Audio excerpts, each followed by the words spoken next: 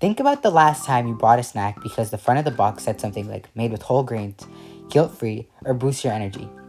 It's incredibly easy to rely on those big bolded words when you're hungry and rushing through the store. But the truth is, the front of the box is where food companies put their best marketing.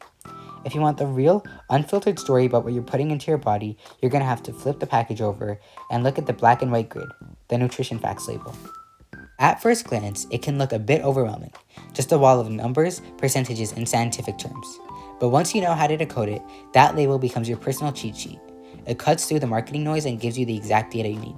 Today, we're breaking down the math and the science of food labels so you can step into any grocery store feeling like an absolute expert.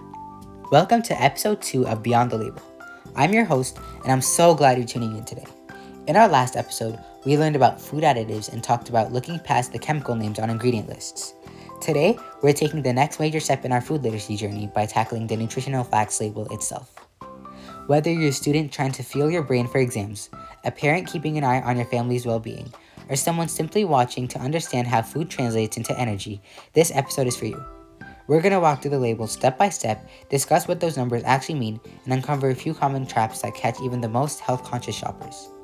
Our goal today isn't to tell you what to buy or make you feel guilty about your choices. It's to give you the clarity and confidence to make informed decisions that align with your goals. Let's get started. Before we get into specific numbers, it's worth asking, why do these labels even exist? According to the U.S. Food and Drug Administration, or the FDA, the Standardized Nutrition Facts label was first introduced in the early 1990s to help consumers maintain healthy dietary practices. Before that, it was incredibly difficult for the average person to verify what was actually inside a packaged product. A few years ago, the FDA rolled out a major design update to the label based on newer nutrition science. You might have noticed that the word calories is now printed in a massive bold font, and there is a completely new line dedicated specifically to added sugars. These changes weren't random.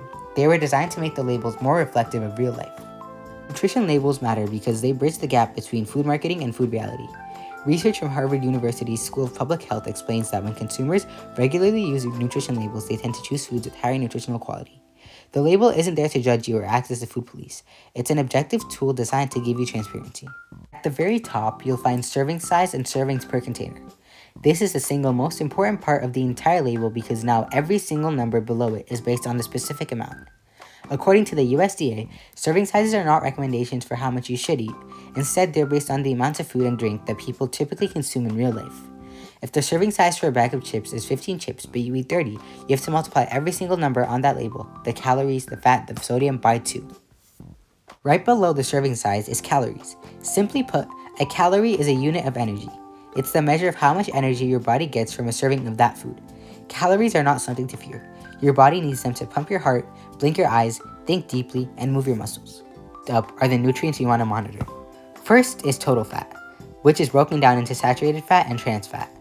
Fats are essential for brain health and absorbing vitamins, but type matters.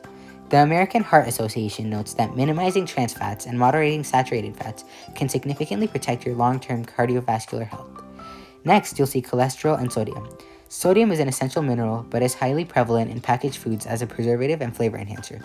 Moving down, we reach total carbohydrates, which are your body's primary fuel source. Underneath carbs, you'll see dietary fiber and total sugars. Pay close attention here. The label now splits sugars into total sugars and added sugars. Total sugars include the naturally occurring sugars found in foods like milk or fruit. Added sugars are those added during processing, like high fructose corn syrup or cane sugar. The Centers for Disease Control and Prevention, or the CDC, recommends limiting added sugars because they provide extra calories without bringing along essential nutrients. A good rule of thumb is, when you're looking at the percentage for added sugars, it should be less than 5%. Moving down, we reach total carbohydrates, which are your body's primary fuel source. Underneath carbs, you'll see dietary fiber and total sugars. Pay close attention here. The label now splits sugars into total sugars and added sugars. Total sugars include naturally occurring sugars found in foods like milk or fruit. Added sugars are those added during processing, like high fructose corn syrup or cane sugar. The Centers for Disease Control and Prevention, or the CDC, recommends limiting added sugars because they provide extra calories without bringing essential nutrients. A good rule of thumb is, when you're looking at the percentage for added sugars, it should be less than 5%. After sugars comes protein, the building block for your muscles, skin, and immune system. And finally, at the very bottom, you'll find the specific vitamins and minerals section. The FDA requires companies to list vitamin D, calcium, iron, and potassium because these are the nutrients many people don't get enough of in their daily diets. The right-hand side of the label, you'll see a column of percentages.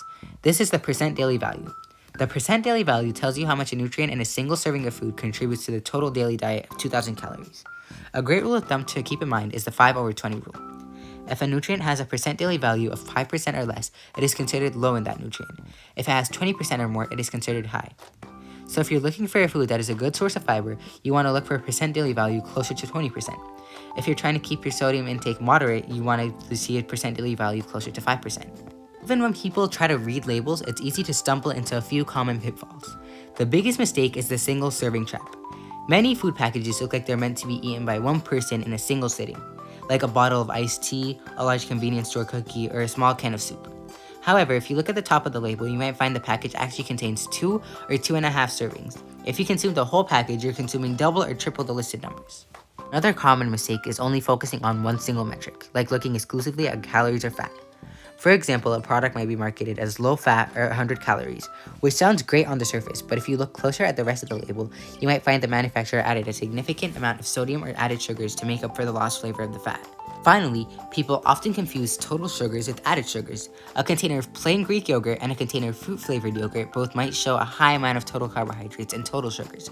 But when you look at the added sugars line, you'll see the plain yogurt has 0 grams of added sugar. The sugar comes naturally from dairy, while the flavored yogurt might contain 12 grams of added sugar. As we wrap up today's episode, let's consolidate this into a few quick, actionable takeaways you can use on your next grocery trip.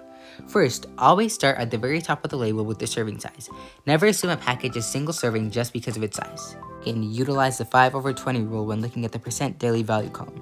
Aim for 5% or less for things you want to keep moderate, like sodium and saturated fat, and look for closer to 20% of things you want more of, like the dietary fiber, calcium, and potassium.